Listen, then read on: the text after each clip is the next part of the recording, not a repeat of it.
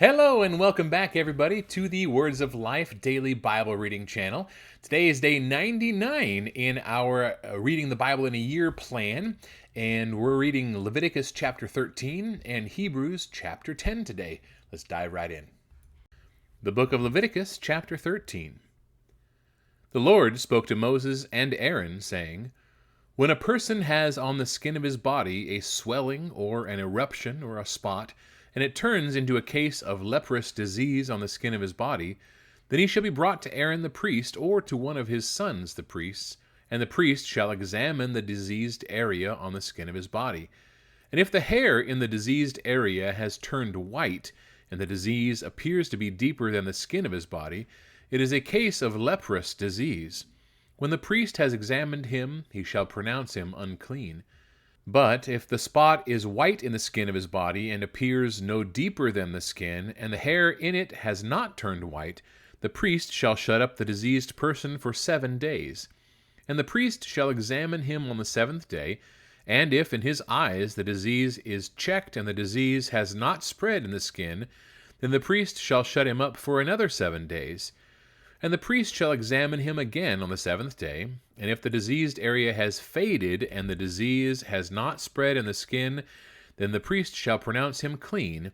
It is only an eruption, and he shall wash his clothes and be clean. But if the eruption spreads in the skin after he has shown himself to the priest for his cleansing, he shall appear again before the priest. And the priest shall look, and if the eruption has spread in the skin, then the priest shall pronounce him unclean. It is a leprous disease.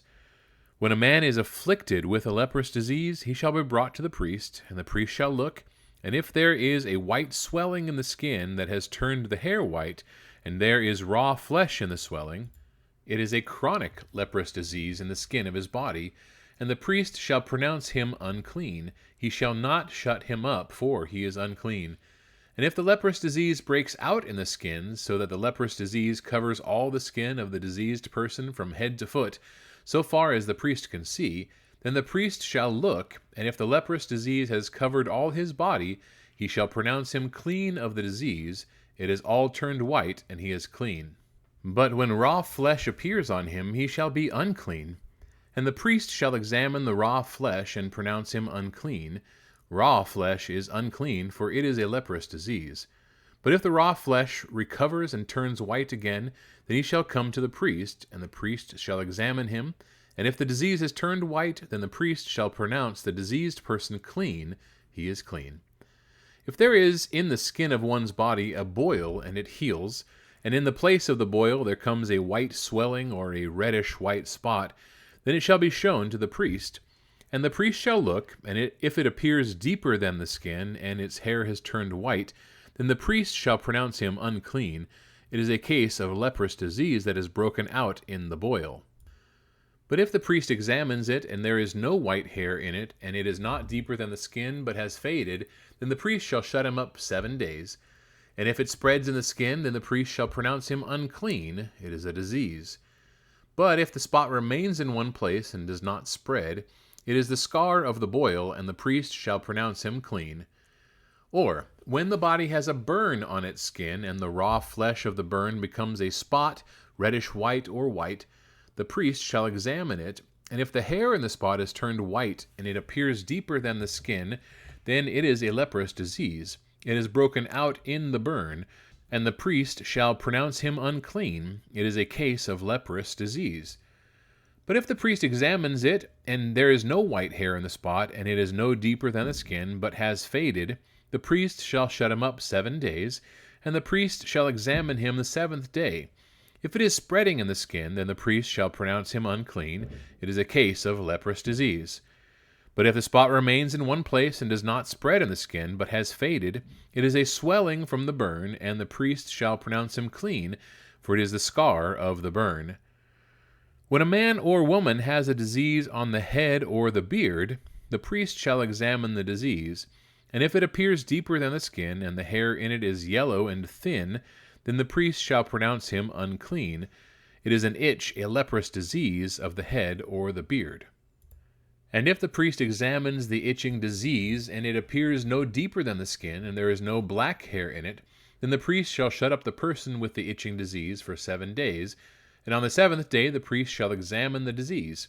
If the itch has not spread, and there is in it no yellow hair, and the itch appears to be no deeper than the skin, then he shall shave himself, but the itch he shall not shave, and the priest shall shut up the person with the itching disease for another 7 days. And on the 7th day the priest shall examine the itch, and if the itch has not spread in the skin, and it appears to be no deeper than the skin, then the priest shall pronounce him clean, and he shall wash his clothes and be clean. But if the itch spreads in the skin after his cleansing, then the priest shall examine him, and if the itch has spread in the skin, the priest need not seek for the yellow hair, he is unclean. But if in his eyes the itch is unchanged, and black hair has grown in it, the itch is healed, and he is clean, and the priest shall pronounce him clean. When a man or a woman has spots on the skin of the body, white spots, the priest shall look, and if the spots on the skin of the body are of a dull white, it is leukoderma that has broken out in the skin, he is clean. If a man's hair falls out from his head, he is bald, he is clean. And if a man's hair falls out from his forehead, he has baldness of the forehead, he is clean. But if there is on the bald head or the bald forehead a reddish-white diseased area, it is a leprous disease breaking out on his bald head or his bald forehead. Then the priest shall examine him, and if the diseased swelling is reddish-white on his bald head or on his bald forehead, like the appearance of leprous disease in the skin of the body, he is a leprous man, he is unclean. The priest must pronounce him unclean, his disease is on his head. The leprous person who has the disease shall wear torn clothes, and let the hair of his head hang loose, and he shall cover his upper lip and cry out, "Unclean, unclean!" He shall remain unclean as long as he has the disease. He is unclean. He shall live alone. His dwelling shall be outside the camp. When there is a case of leprous disease in a garment, whether a woolen or a linen garment, in a warp or woof of linen or wool, or in a skin or anything made of skin, if the disease is greenish or reddish in the garment, or in the skin, or in the warp or the woof, or in any article made of skin, it is a case of leprous disease, and it shall be shown to the priest. And the priest shall examine the disease, and shut up that which has the disease for 7 days. Then he shall examine the disease on the 7th day. If the disease has spread in the garment, in the warp or woof, or in the skin, whatever be the use of the skin, the disease is a persistent leprous disease, it is unclean. And he shall burn the garment, or the warp, or the woof, or the wool, or the linen, or any article made of skin that is diseased, for it is a persistent leprous disease. It shall be burned in the fire. And if the priest examines, and if the disease has not spread in the garment, in the warp, or the woof, or in any article made of skin, then the priest shall command that they wash the thing in which is the disease, and he shall shut it up for another 7 days. And the priest shall examine the diseased thing after it has been washed, and if the appearance of the diseased area has not changed, though the disease has not spread, it is unclean. You shall burn it in the fire, whether the rot is on the back or on the front. But if the priest examines, and if the diseased area has faded after it has been washed, he shall tear it out of the garment or the skin or the warp or the woof. Then, if it appears again in the garment, in the warp or the woof, or in any article made of skin, it is spreading. You shall burn with fire whatever has the disease. But the garment, or the warp, or the woof, or any article made of skin from which the disease departs when you have washed it, shall then be washed a second time, and be clean. This is the law for a case of leprous disease in a garment of wool or linen, either in the warp or the woof, or in any article made of skin, to determine whether it is clean or unclean. The Book of Hebrews, chapter 10.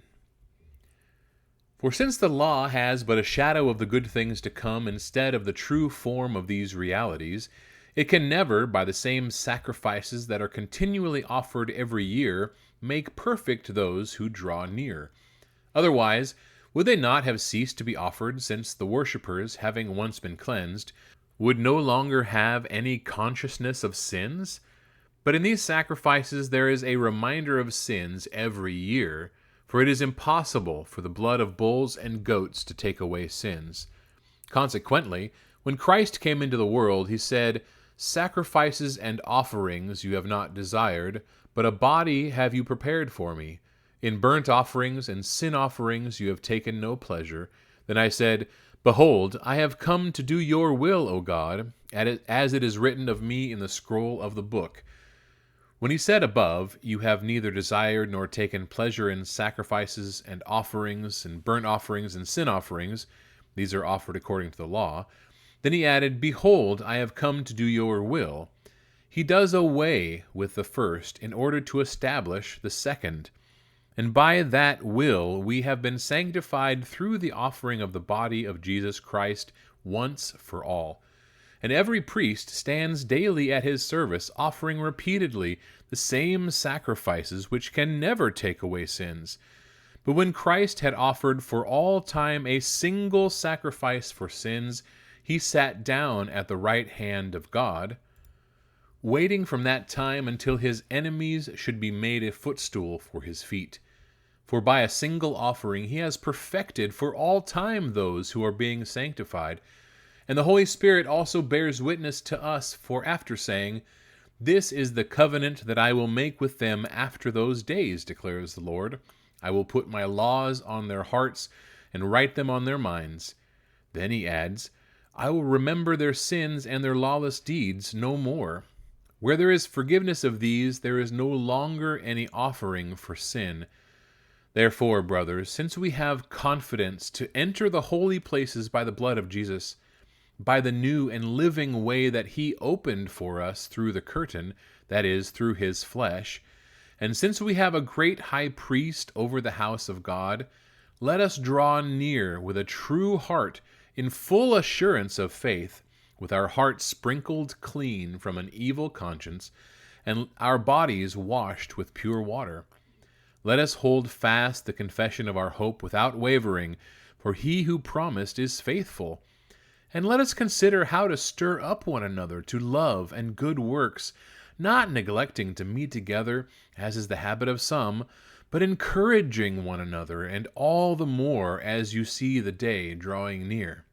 For if we go on sinning deliberately after receiving the knowledge of the truth, there no longer remains a sacrifice for sins, but a fearful expectation of judgment and a fury of fire that will consume the adversaries. Anyone who has set aside the law of Moses dies without mercy on the evidence of 2 or 3 witnesses. How much worse punishment, do you think, will be deserved by the one who has trampled underfoot the Son of God, and has profaned the blood of the covenant by which he was sanctified, and has outraged the Spirit of grace? For we know him who said, "Vengeance is mine, I will repay," and again, "The Lord will judge his people." It is a fearful thing to fall into the hands of the living God. But recall the former days when, after you were enlightened, you endured a hard struggle with sufferings, sometimes being publicly exposed to reproach and affliction, and sometimes being partners with those so treated. For you had compassion on those in prison, and you joyfully accepted the plundering of your property, since you knew that you yourselves had a better possession and an abiding one. Therefore do not throw away your confidence, which has a great reward. For you have need of endurance, so that when you have done the will of God, you may receive what is promised. For yet a little while, and the coming one will come, and will not delay. But my righteous one shall live by faith, and if he shrinks back, my soul has no pleasure in him. But we are not of those who shrink back and are destroyed, but of those who have faith and preserve their souls.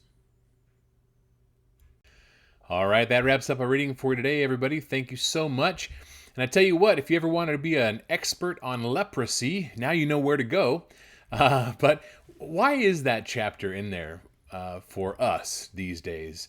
And that, there's a lot of science we could probably pull out of that if you're interested in skin diseases and things like that. But I think for me that God is proving again that He knows how the body works. He knows about everything there is to know. And he's providing that wisdom to his priests, who would act as both spiritual and physical advisors for the nation of Israel, for his people. Remember, he was setting down both a spiritual and a secular law for these people to abide by, and he's giving them everything they need to be a healthy, happy, and an amazing community of God's people. So there's that. Hebrews chapter 10 is a very powerful chapter. I think he's coming to a head, making his argument that Jesus and the second covenant that Jesus established with us is vastly superior to the old covenant, the law of Moses. And it's amazing that we have such great rewards through Christ that we can be happy about and share with other people. Have you shared the gospel with anybody lately? If not, look for somebody that you love, that you really want to make sure has salvation and has eternal reward with God. Anyway, God bless everybody. Hope you're encouraged and you're sticking with it, and we'll see you tomorrow.